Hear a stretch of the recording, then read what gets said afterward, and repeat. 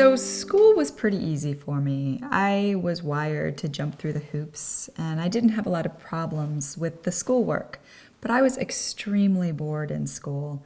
If I had to describe my school experience, it would be like I was in prison.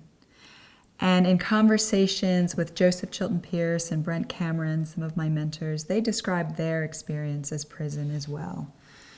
So I don't use a lot of what I learned and memorized, and I seem to have forgotten a lot of it. When I look at children today, I see that they are very bored and disengaged. When I did some research, I learned that the majority of high school students aren't dropping out of school because they're failing. They're dropping out of school because they're bored, and they see no relevance in what they're learning to their lives and what they want to do with their lives.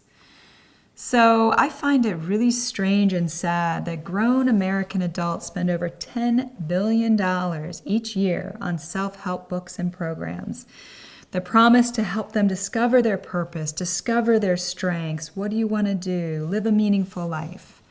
So generations of these Americans have struggled through Algebra 1 and English composition, and yet they don't know who they are. They don't know what their soul has called them to do here, and they can't align their work with their gifts and their purpose.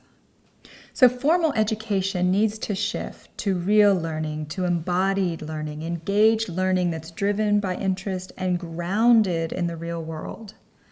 We need to give youth the time and space to discover their own interests and their personal strengths.